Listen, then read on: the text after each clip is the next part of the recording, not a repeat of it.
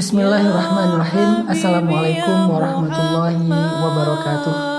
Alhamdulillah wassalatu wassalamu ala rasulillah wa ala alihi wa sahbihi wa mawalah. Dalam video kali ini saya ingin menyampaikan sebuah penjelasan terkait dengan berita yang saya juga baru baca beritanya tentang penolakan konser langit ataupun kajian tabligh akbar saya di Gresik. Nah, berita itu saya dapat pertama dikirim oleh panitia untuk memberitahu kepada saya tentang update kondisi di Gresik, bahwa ada semacam sebuah surat keberatan kegiatan dakwah yang dikirimkan oleh pengurus cabang Nahdlatul Ulama Lembaga Takmir Masjid Gresik.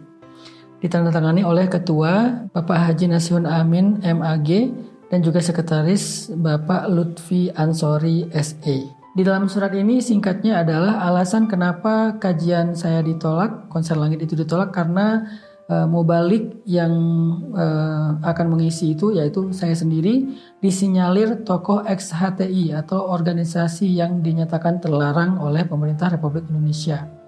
Sehingga kami menyatakan prihatin dan menyesalkan serta keberatan bila nanti kegiatan tersebut di atas dapat dilaksanakan di masjid yang merupakan masjid pemerintah Kabupaten Gresik. Nah, menanggapi surat keberatan kegiatan dakwah ini, saya ingin menjelaskan tentang kekeliruan dari redaksi bahwa saya disinyalir sebagai tokoh ex-HTI.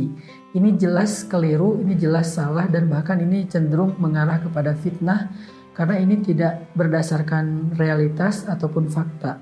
Ditambah lagi memang di dalam beberapa warta yang saya baca memang pihak yang menyampaikan ini juga menjelaskan bahwa mereka tidak bisa memastikan saya mantan anggota HTI atau bukan karena tidak tahu strukturnya. Ya karena memang tidak ada. Jadi redaksi ini sama sekali nggak benar, nggak sesuai dengan fakta dan realita karena kenyataannya saya pertama bukan anggota HTI. Jangankan menjadi anggota struktur, simpatisannya juga bukan gitu. Saya sejak pulang dari Mesir itu nggak tergabung dalam organisasi manapun selain saya membuat organisasi sendiri dakwah anak muda, yaitu dakwah pemuda hijrah. Saya berakidah Asy'ari, saya mengambil mazhab Syafi'i karena saya belajar di Al-Azhar dan dulu juga nyantri selama 6 tahun ketika masih di Aceh. Sehingga nggak ada hubungan sama sekali antara saya dengan HTI.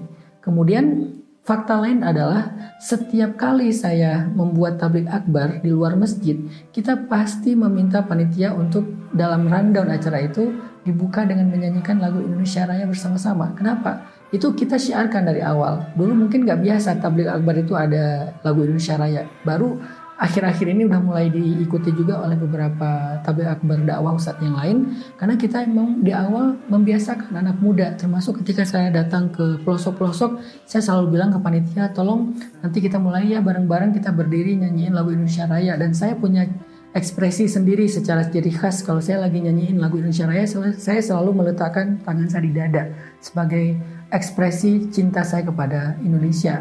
Jadi kayak nggak nyambung sama sekali dengan berita tersebut.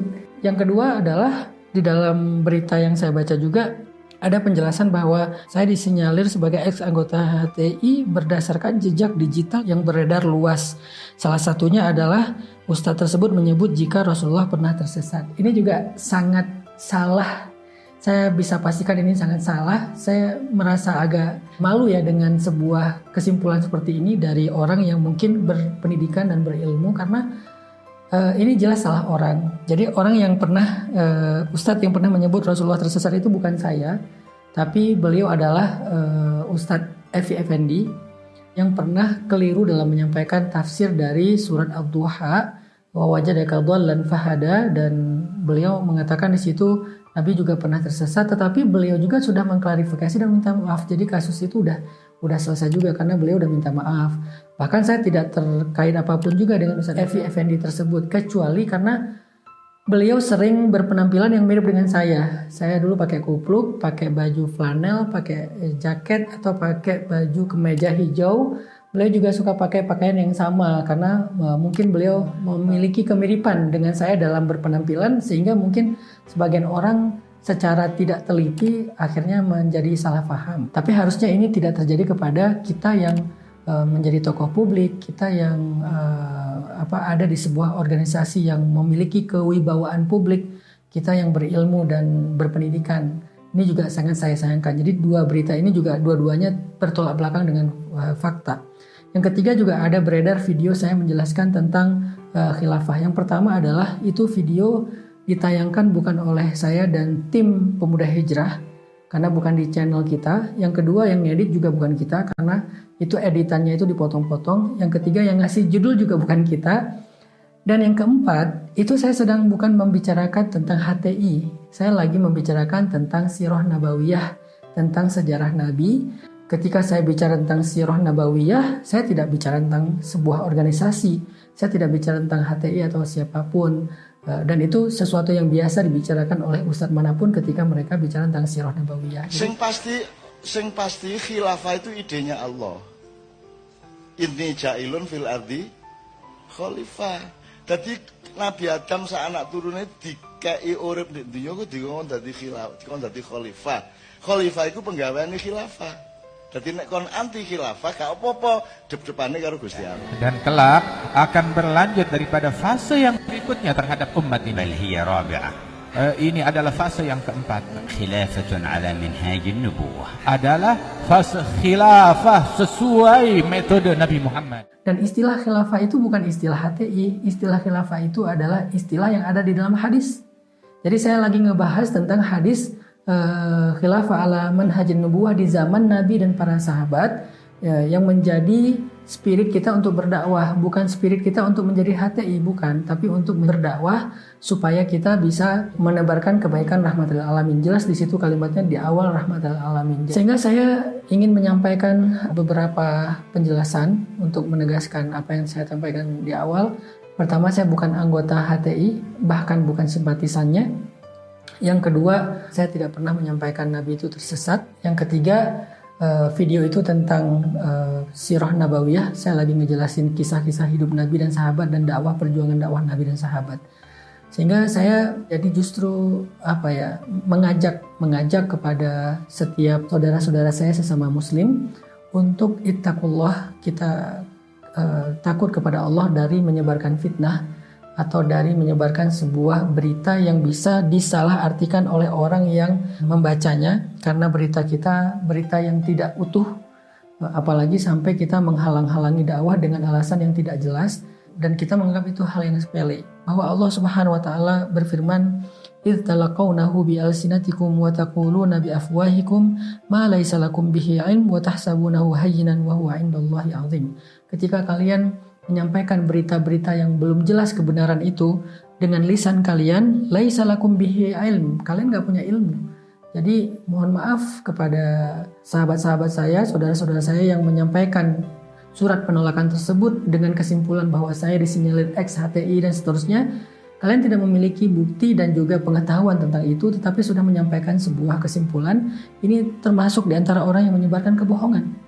Dan menyebarkan kebohongan itu jangan dianggap wa tahsabunahu hayyinan, dianggap sepele, wa huwa 'indallahi 'azim. Di sisi Allah itu hal yang besar. Jadi sesama muslim, ayolah kita daripada terus-terusan membuat kehebohan di tengah masyarakat. Bukankah kita sekarang lagi gencar-gencarnya mengedepankan toleransi? Kenapa ini jadi malah intoleran? Bukan terhadap perbedaan, bahkan terhadap sesuatu yang bahkan belum jelas gitu. Jadi saya ingin menyampaikan kepada pihak panitia, pihak takmir masjid, kepada Bapak Bupati yang terhormat, dan khususnya kepada Ustadz Nasihun Amin yang juga menandatangani surat tersebut.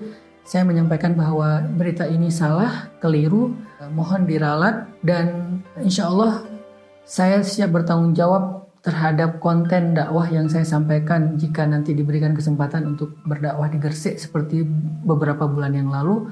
Jika ada yang salah silakan saya diberhentikan, saat itu juga dibubarkan silakan.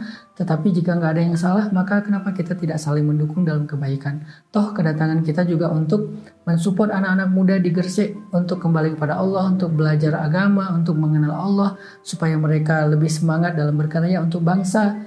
Tidak ada niat yang lain kecuali untuk kebaikan bangsa kita, untuk kebaikan pemuda kita, dan untuk kebaikan karena Allah Subhanahu wa taala. Jadi lebih baik kita saling menghargai, saling menjaga, dan kita mudah-mudahan bisa melakukan segala sesuatu lillahi ta'ala, bukan karena ada kepentingan, bukan karena ada kedengkian, bukan karena ada fanatisme. Mari kita kembalikan kepada semangat berbangsa kita untuk toleransi, untuk saling menghargai, tolong menolong. Kalau misalnya ada hal yang diragukan, silahkan tabayun, klarifikasi terlebih dahulu daripada menyimpulkan dan menyebarkan berita yang belum jelas kebenarannya. Mudah-mudahan ini bisa cukup menjelaskan berita yang sempat beredar. Semoga Allah Subhanahu wa taala memberikan taufik kepada kita semuanya. Mohon maaf lahir dan batin, khususnya buat Ustadz Nasil Amin dan juga teman-teman yang ada di Gresik. Mudah-mudahan Allah selalu merahmati kita dan diberikan kebaikan dunia dan akhirat. Barakallahu fikum. Wassalamualaikum warahmatullahi wabarakatuh.